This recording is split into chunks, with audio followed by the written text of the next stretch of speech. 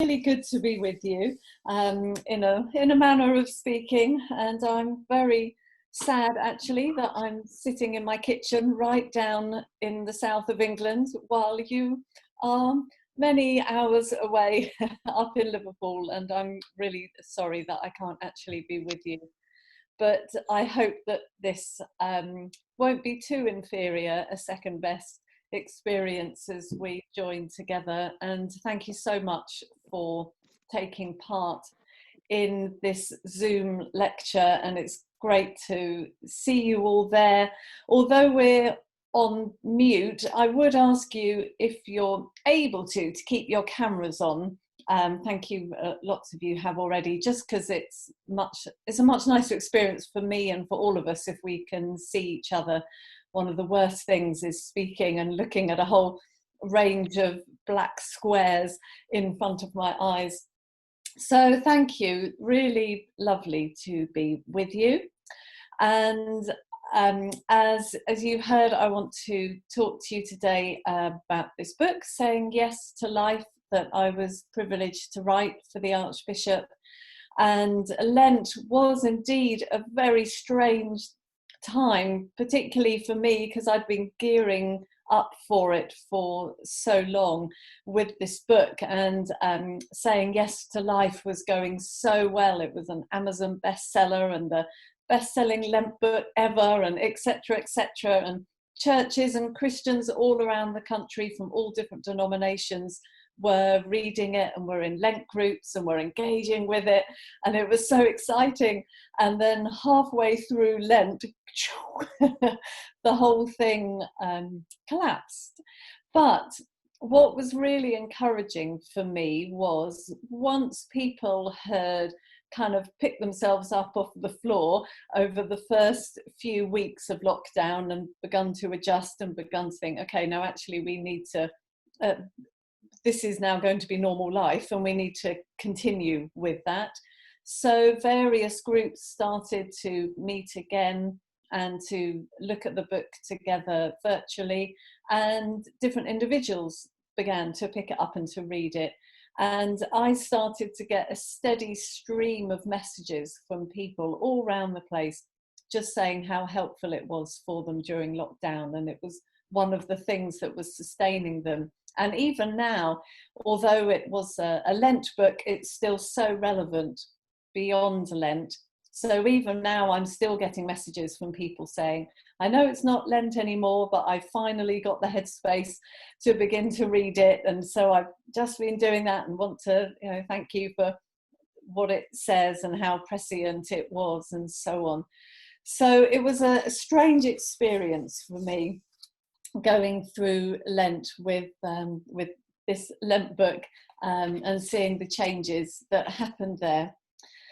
But as I said, the themes that are in the book are so relevant whether we're in Lent or not. And in fact, we've now brought out a new edition with a new cover that doesn't link it to Lent, because there's so much in there that we still need to be thinking about. I want to start actually just by telling you a story which comes right at the start of Saying Yes to Life, in the introduction. And it goes like this. In the beginning, that's a familiar phrase, isn't it? In the beginning, before the heavens and the earth existed, lived a God and a goddess. Apsu, the god of fresh water, and Tiamat, the goddess of salt water. Maybe not quite so familiar. Before meadowlands or reed beds had been formed, when there were no other deities and no destinies had yet been decreed, these two mingled their waters, and from those waters came younger gods. Those younger gods grew in stature and strength, and became wise and mighty. And the story goes on to tell of how the younger gods grew up and became troublesome teenagers and caused their god and goddess parents all sorts of trouble. And there were big fights, and the goddess tried to kill one of them, and the god tried to kill other of them, and there was this huge kerfuffle and a massive fight. And out of all of this one god called Marduk, he defeats the evil goddess who was the original mother, who becomes this evil demon goddess. He defeats her and cuts her body in three, and out of her body he creates the world. Whoa, what a strange way to start a Lent book. Why would an Archbishop of Canterbury's Lent book start with the story of gods and goddesses and demons, and there are all sorts of weird creatures? There's the scary scorpion and the hairy hero and all kind of strange creatures like this. I wanted to start with that story because that story actually is the context within which Genesis 1 is written. So when I was asked to write the book, the Archbishop gave me a brief of, he wanted me to look at environmental and social justice, social poverty issues from a global perspective, and for it to be theologically rooted. That was my brief. Go away and write a book from that. And so as I thought it through, I had this idea of focusing on Genesis 1, which gave me 6 nice chapters for the 6 days of creation, and day 7 then became the conclusion. So that broke that down nicely, and also gave me a really good way to explore issues of our world, to explore the different aspects of our natural world, to look at the problems that they're facing, to look also at their wonder, to explore some of our own responses to them. But I knew that we can't understand Genesis 1 unless we understand the context within which it's written. And it's likely that Genesis 1 and the other creation narratives and on for a little bit found its final form in the days of the Babylonian exile, and which in our Old Testaments is the period towards the end of the Old Testament. And when the Israelites were in exile there was this dominant creation story called Enuma Elish, and this is that story of these gods and goddesses. And there's a lot that is similar actually with our creation narrative and the story of the flood as well, and of Eden and of other aspects of the opening chapters of Genesis. A lot that's quite similar to what we see in some of the Babylonian stories, but there's also a lot that's very different, almost as if the Genesis creation stories that we've got were written as a polemic, were written to stand against the dominant cultural narrative that the Israelites found themselves in. And there are three themes that I want to pick up on particularly through this lecture. I'm not going to go through each of the days of creation, but as I do that in the chapters, there are 3 things that come through particularly. One is God, and who is God? Who is God? What do we learn about God through Genesis 1? The second is this world that he has created. And then the third is our role as human beings, as people in that world. What is our role and who are we? So I want to touch on those as we go through now through this lecture. So firstly, God. The founding principle that we see in Genesis 1 is that God is creator. In the beginning, God created the heavens and the earth. It's so foundational for those of us who are Christians, who are from the Abrahamic faith, and I don't want to assume, I've no idea about any of your backgrounds here, unless you're sitting with a dog collar, and then I can probably guess. But other than that, I've no idea what your background is and whether you're coming here with a Christian faith. But for those of us who do carry that faith, that fundamental first principle is that God is the creator of the heavens and the earth. God is creator God. And when we look at Enuma Elish, at the story there, we see that the world was created through all these different gods and goddesses all fighting against each other. There's a great big, there's pandemonium, there's chaos that's happening. But the Hebrew scriptures teach us that none of that happens in the creation that we see in Genesis 1. There is just one supreme God, and he is in absolute control. This God sees the chaos, his breath, his wind moves over the chaos, and God speaks. And out of his word, out of his mouth, creation is formed. So we get an amazing picture of the supremacy of God as creator. And we see this in other parts of the Old Testament as well, and into the New too. There are actually a number of different creation stories that we have through the Old Testament. In various places, the Psalms give some, and Job 38 and 39 is this wonderful picture.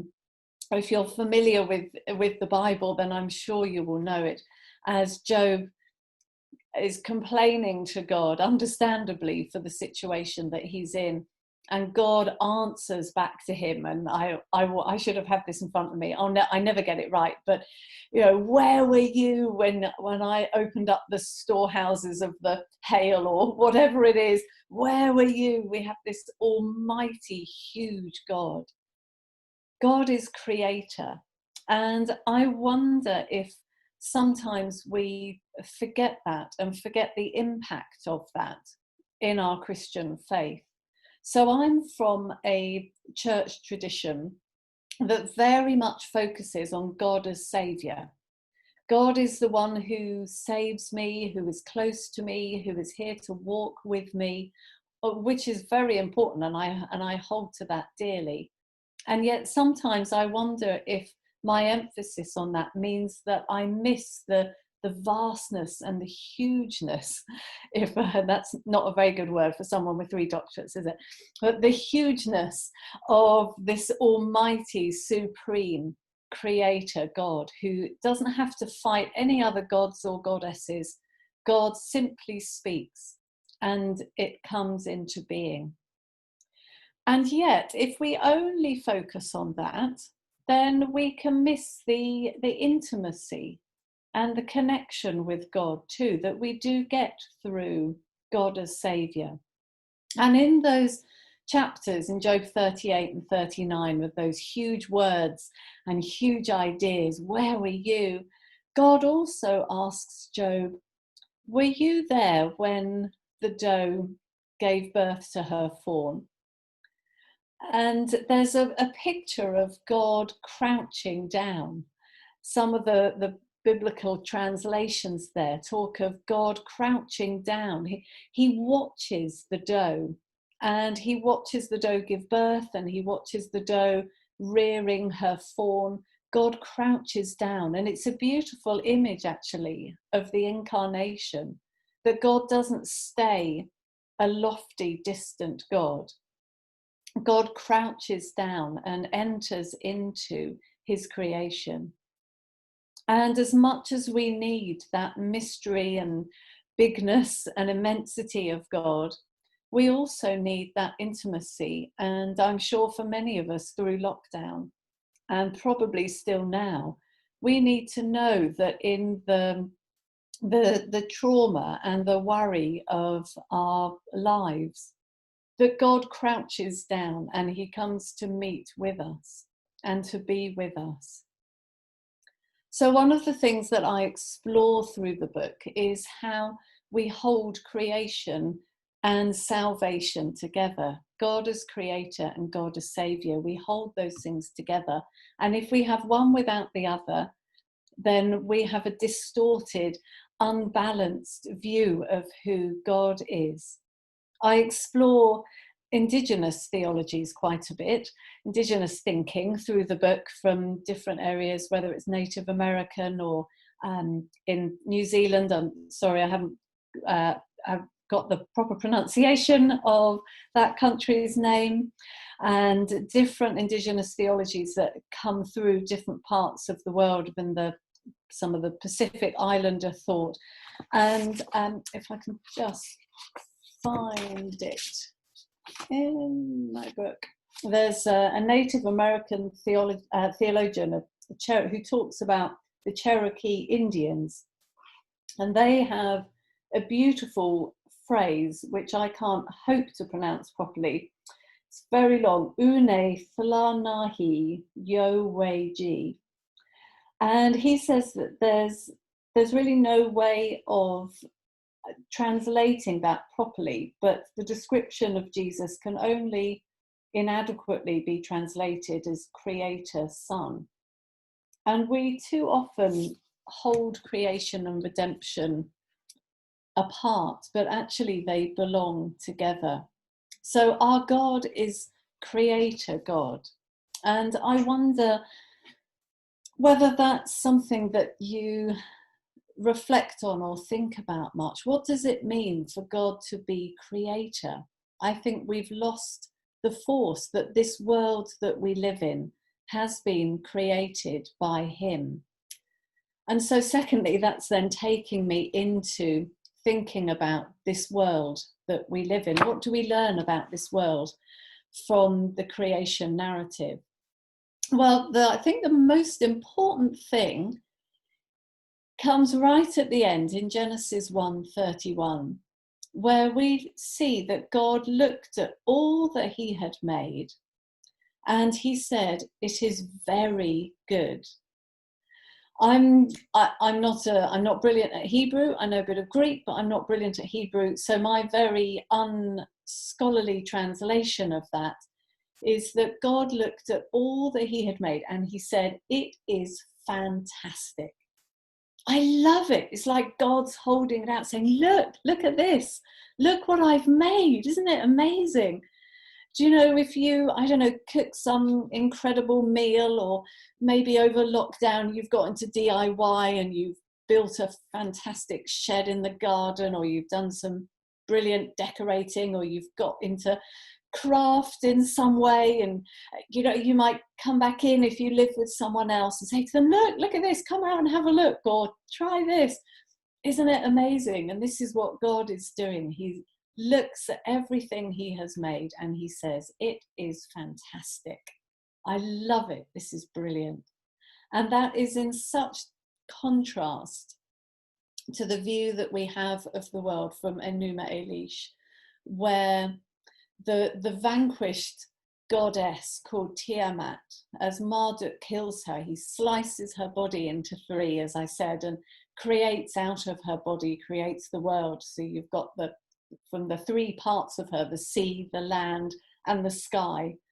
And so for the Babylonians, the world was in itself inherently evil, because it was formed from an evil goddess. Now, there's lots we could go into from a feminist perspective there as well, which I'm going to stop there, and I'm not going to go down that line. But from that Babylonian perspective, there's something already tainted and evil and bad about the world, something to be escaped from. We don't want to be part of this evil world. How different to the view that we get in our scriptures that say this world is very good. And we see that reflected in Colossians 1:15-20, where we hear Paul saying that all things have been created by Jesus and through Jesus and for Jesus, almost as if this world is like a gift from the Father to the Son. This world isn't something that is inherently evil that we want to escape from. This world is something that God loves and he values. And therefore, for us as followers of this creator, sustainer God, don't we want to live in ways that value and take care of and look after this world that is so important to him? And I think we have lost that so often in our Christian faith. We focus on so-called spiritual things. And we don't see the task of looking after this world, of being gardeners, as being a Christian, as part of our Christian faith. But actually, the Bible doesn't know any split between those different spheres. The Bible actually is inherently physical and earthy and tangible. And so God loves this world. He's created it very good. And he's created it full of wonderful things. One of the things that I loved doing when I was writing Saying Yes to Life, as I went through each chapter, looking at light or land and trees and the stars and all the different aspects of creation, what I do is give some biblical reflection around those aspects, and then do a bit of scientific investigation and have a look at what are some of the wonders of the natural world that we see today. One of my favourite parts actually was chapter 4 on the sun, moon and stars.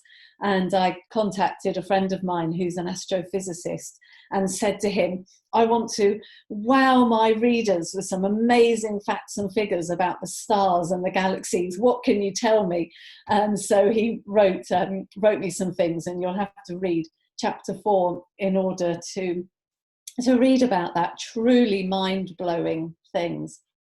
But one of my favourite paragraphs, I think, in the whole of the book is in chapter 6, where I'm looking at the land producing living creatures. And I talk about hold on, where am I? I'll skip that bit.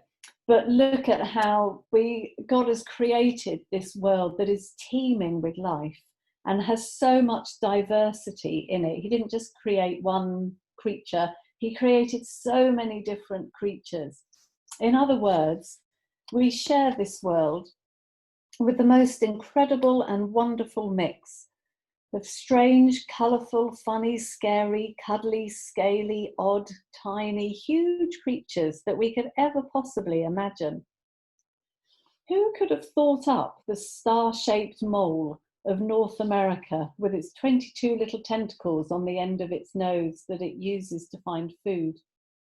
Or the tiny, elusive primate called the tarsier of Southeast Asia, with its huge eyes and its ability to turn its head 180 degrees? Who would make up the Saiga antelope of Eurasia, with its strange nose that comes down over its mouth? Or the aardvark of sub-Saharan Africa, with its long tongue and kangaroo-like ears? Or the lion-tailed macaque of India, with its stunning silver-white mane and tail that ends in a tuft like a lion's? Who would think to put such tufty ears on the European lynx? And who could ever have imagined the duck-billed platypus with its duck-like bill and beaver-like tail? Wherever in the world we live, in the city or in the countryside, we have amazing creatures around us, even if they aren't all as fancy as those just mentioned. And so we live in a wonderful world. And I think that's one of the things that we've come to appreciate even more through lockdown, isn't it? As we've hopefully been able to get out, for those of us who can, for our daily walks, and whether it's in a city park or out into the countryside somewhere, or those of us who have gardens, even just into our gardens, we've been appreciating the natural world so much more during lockdown. And in fact, I would love just to pause for a moment, because I don't know as Christians whether we spend enough time appreciating this world that God has made. And I want to ask you, could you put something up in the chat? What have you, in terms of the natural world, what have you enjoyed most about lockdown? What are some of the things that you've seen or smelt or heard or experienced? Or what is your favourite aspect of the natural world?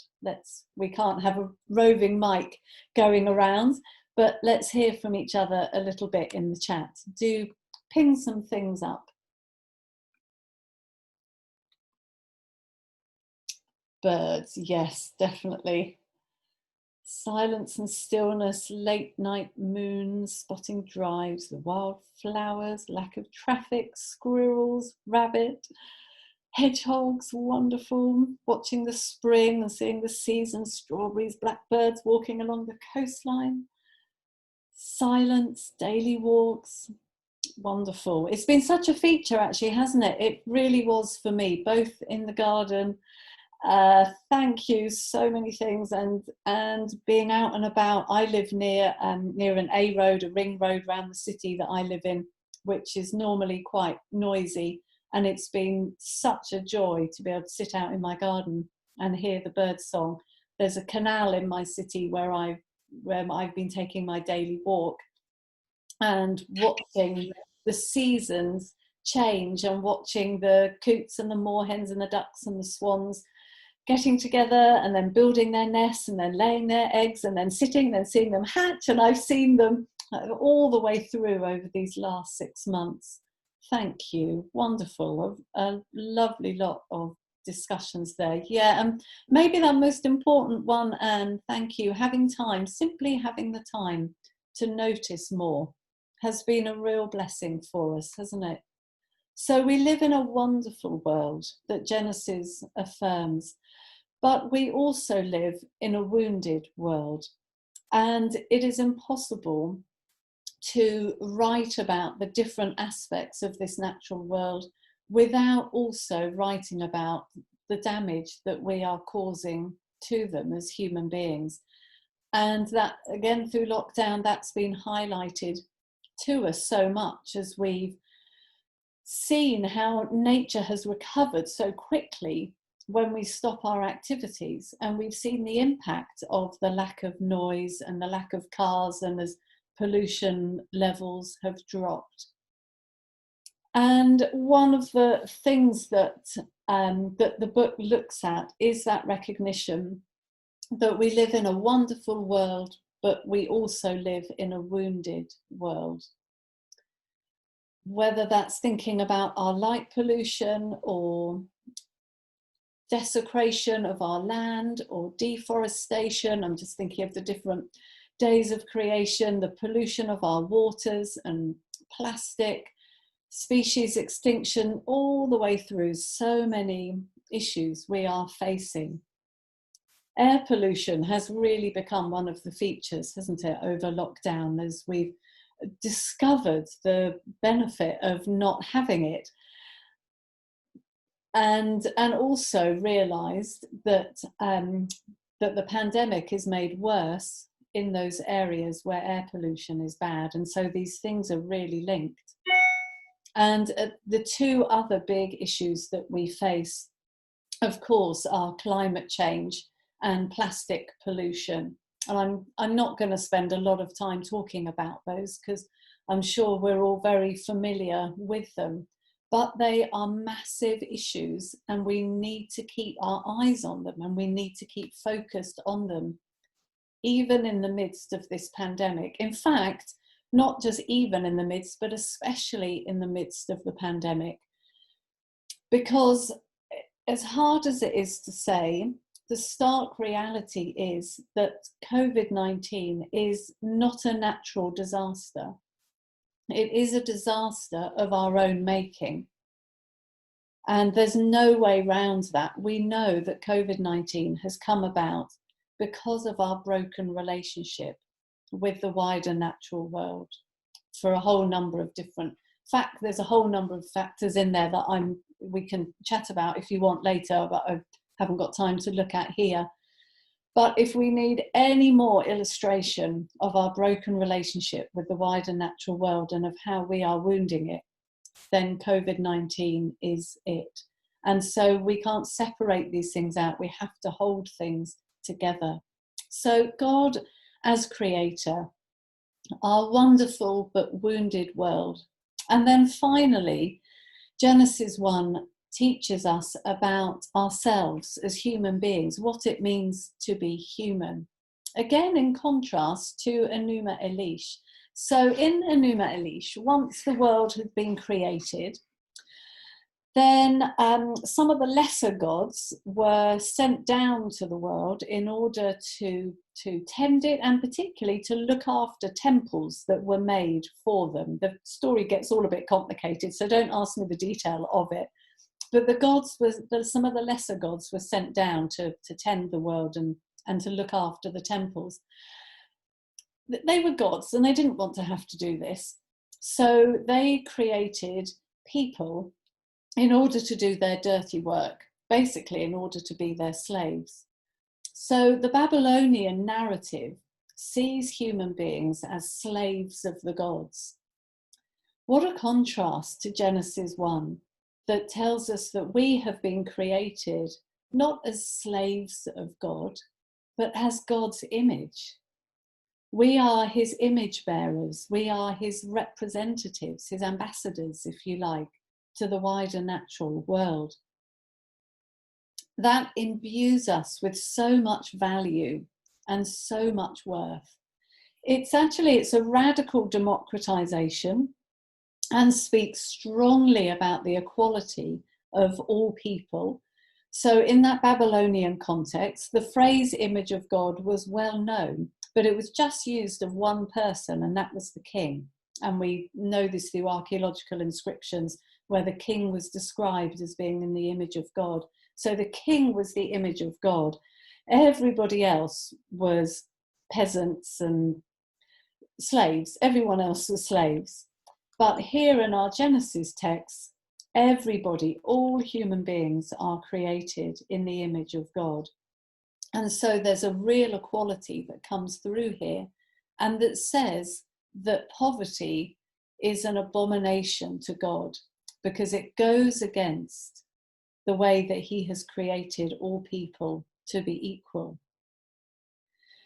When it comes to thinking about the image of God, we often think about it in terms of other people, that others are made in the image of God, and therefore we should take care of them, and inequality and poverty is inherently wrong, and so on. Actually, there's another way of looking at the image of God that puts the focus on ourselves as image bearers.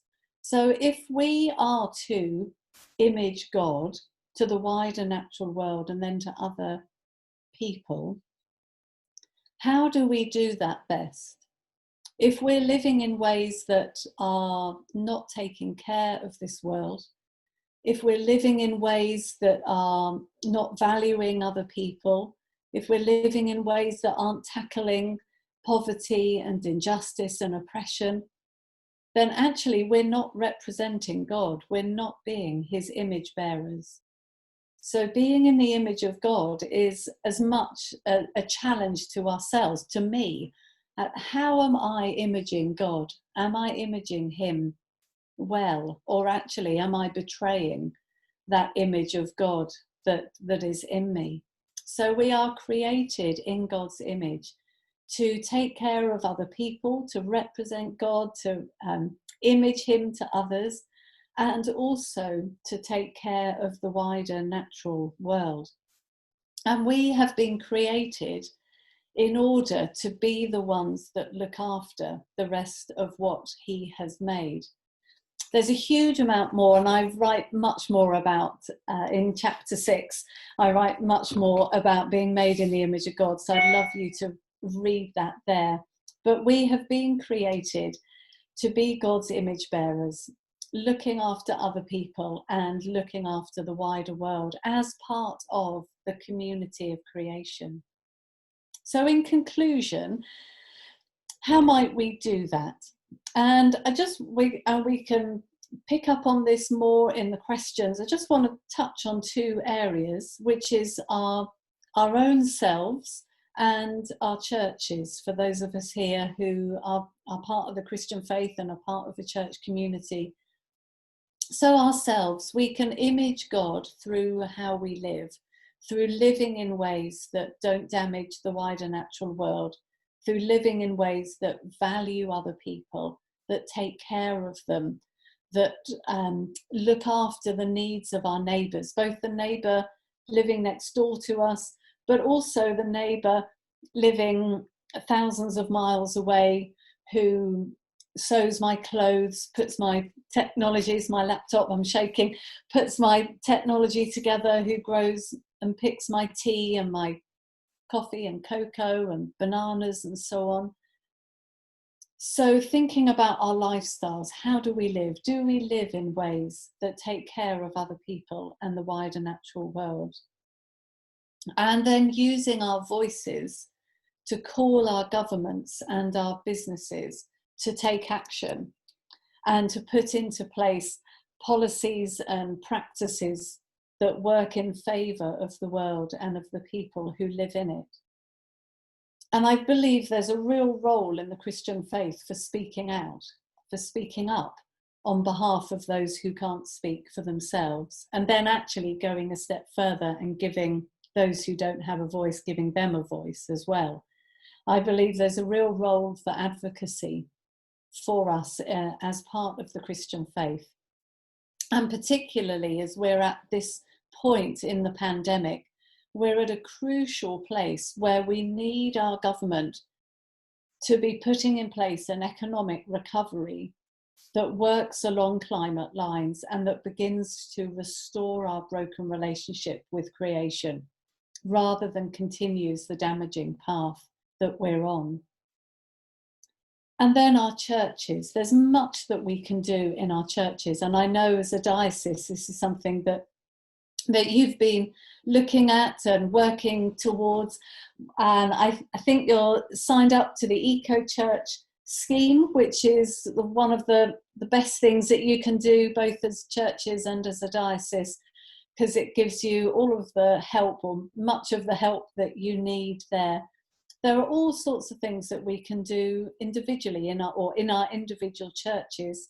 And then again, I believe the church needs to have a voice into wider society around the kind of issues that we've been talking about here.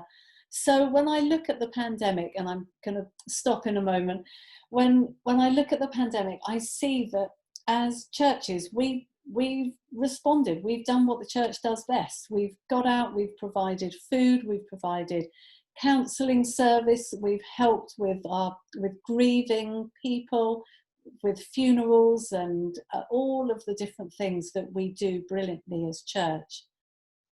I think we have missed speaking out on the broader issue of our broken relationship with the wider natural world.